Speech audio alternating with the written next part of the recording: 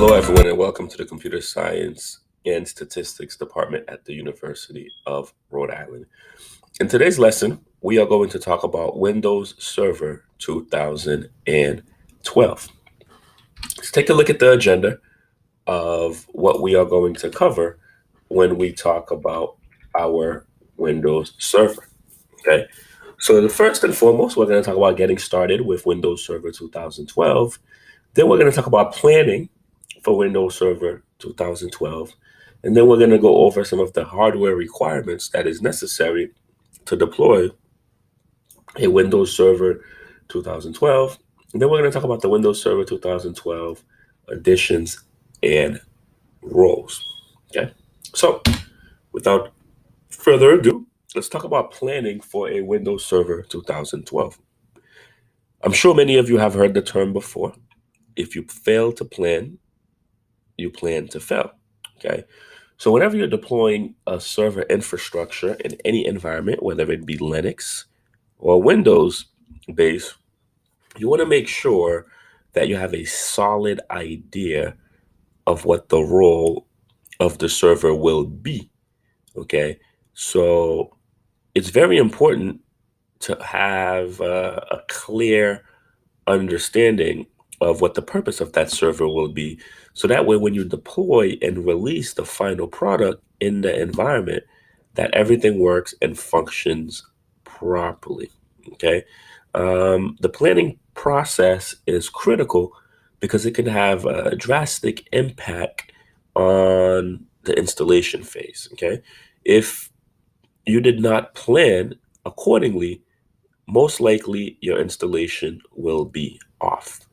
Although you can go back and fix most of the issues that you have, but you can avoid a lot of that by really planning so that way you can ensure that everything is deployed properly. So one of the things that I always advise developers and systems engineers to do when they're deploying is to try to mimic that environment that we're utilizing. So think about what the server role is going to be, create a few use cases, build that server in a virtual environment, test it, test it, test it, review it with everyone, ensure you identify any loopholes or any uh, issues that may arise so you can come up with solutions, and then you should be able to avoid some of the technical difficulties that may come up. So once you've tested, you've put it up against use case scenarios, when you deploy it, you will avoid a lot of the headaches that you might run into without planning and testing. So what are some of the hardware requirements for Windows? Okay.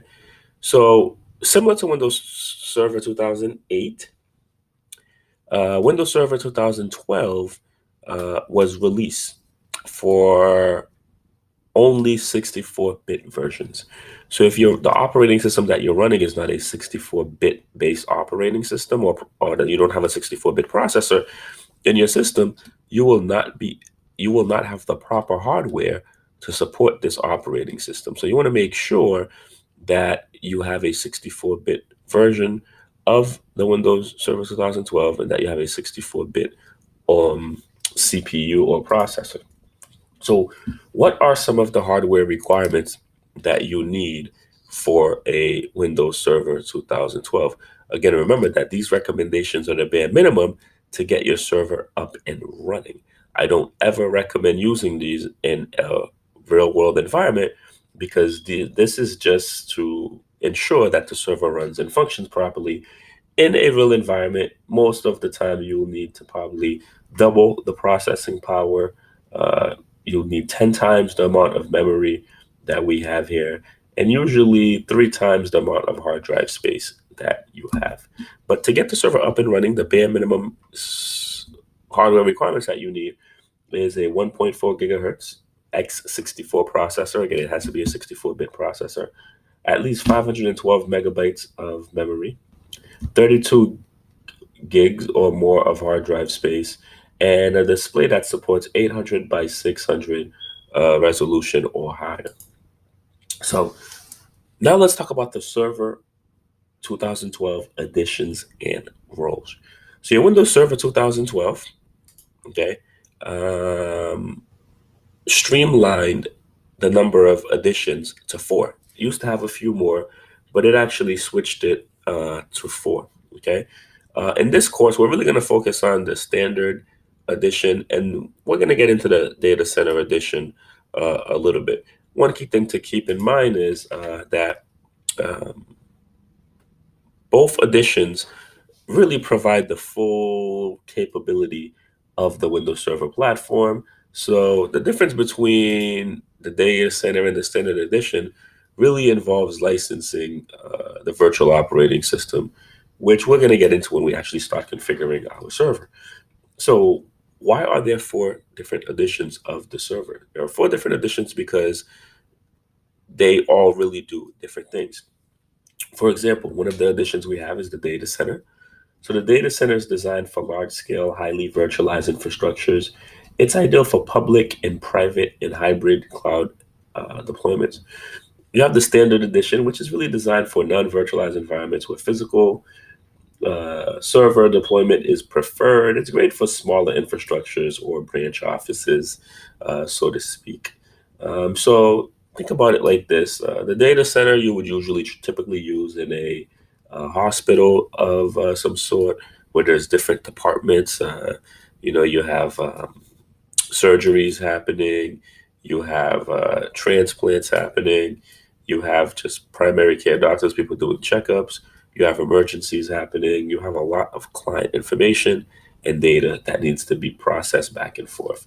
Your standard edition essentially is really where you don't really have a need to virtualize or share anything from one place to another, where there's really not a need for that virtual environment. So the standard edition is designed for non-virtual environment.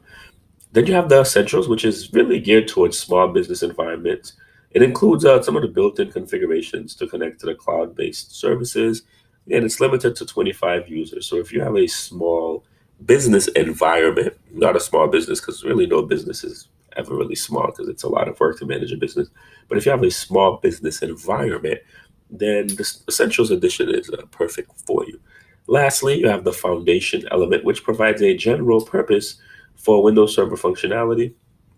It's limited to 15 users, but if you just want to use the server just for basic needs, the Foundation is a good place to start. Okay, let's talk about server roles. Okay, so what is a role?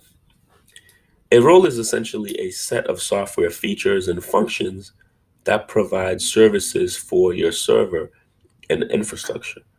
Some of these roles require additional planning to provide a stable and reliable environment.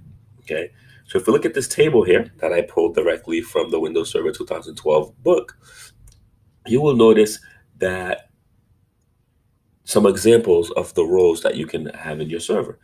You have Active Directory Certificate, which allows for creation of certificate authorities. This role allows you to host your own public key infrastructure on the server.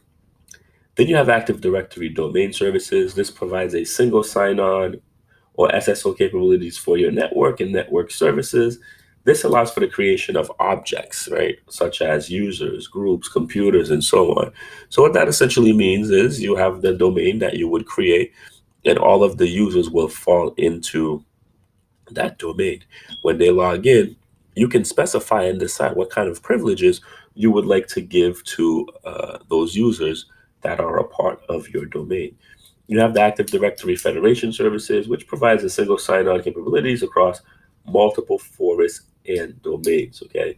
So additionally, this role provides web single sign-on. So if you have companies that are all over the country, from one state to the other, and you want to utilize the web and have a forest in Boston, a forest in DC, a forest in California, Florida, etc., you would want to combine these forces and actually set up Active Directory Federation services where multiple forests and domains can exist and be controlled with high level of security. Okay, we have a few more roles and services that you can also add, which we are going to take a look at now on our server. So once you set up your server, this is the screen that you are going to get for your Windows Server 2012.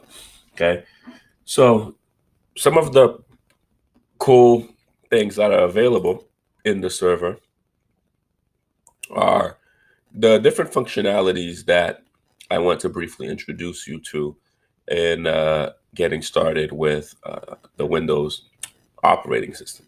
Okay, so we have what's known as our PowerShell. So the PowerShell is a very useful tool that allows you to automate administrative tasks in your Windows operating system. So it's kind of like a DOS style menu that provides simple commands that really allows you to configure your server. This tool allows you to complete common tasks easily once you're logged into your server.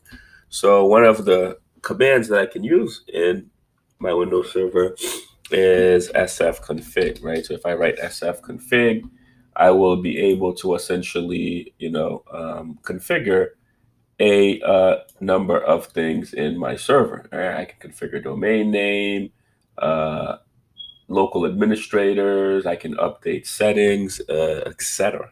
Okay, so that's one of the cool, useful tools that you can configure in your Windows server. In addition to that, if I click on my server manager, I will have access to this main screen here, right? So we talked about different roles and features that you can add to your server. So if I was to click on add roles and features, you will get a list of all the different roles that I can actually configure and add to my server, such as Active Directory domain services, DHCP server, DNS server, etc. Okay.